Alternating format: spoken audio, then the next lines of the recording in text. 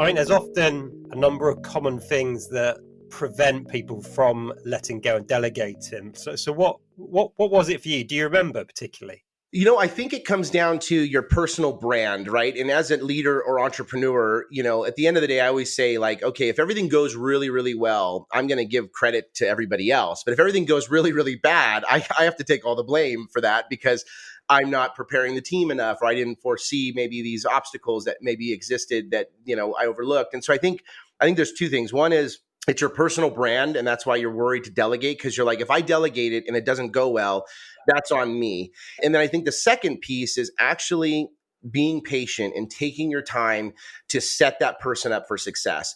So, when you think about context setting, right? It's like, look, I'm going to explain why this task is really, really important, because they might not see the level of importance, right? As a leader or an entrepreneur, you're constantly looking at 5 different factors, 20 different factors as to what makes that important. It might be that, hey, the task is really low importance in terms of execution. But if we don't do it right, the impact is so much greater, because it might mean more business. It might mean more, whatever. And so I think those two things are constantly sort of in tension, have tension between each other, as, my own personal brand and letting go if something goes wrong, and then being actually available for that individual and set the context and walk them to what a finish line looks like, or what is paint done, as Brene Brown says, looks like. Yeah, I want to talk more about the brand piece shortly, but I think the setting them up for success piece is so important. I don't know what your take on this, but I often think for a good number of people, when it comes to delegation,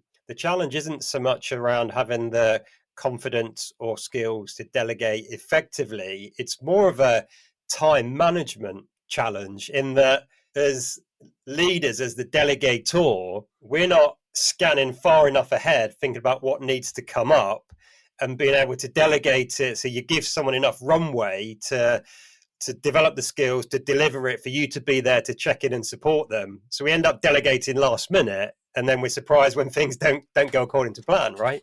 Yep, that's exactly, and that's the point. It's like, how do you really set up them, to your point, for success? Like, what does that end result, what does 100% look like? And not to wait till you're finally at, you no longer can take this on because you're just so spread thin, and you decide that's the time to delegate.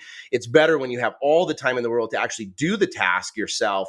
That's the moment to delegate. And I think a lot of us get caught into well, it's just faster if I do it myself.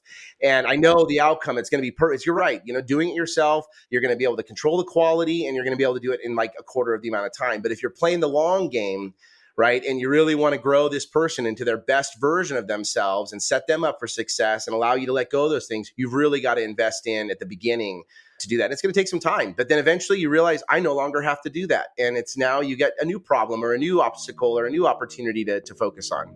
Yeah, absolutely. Love that.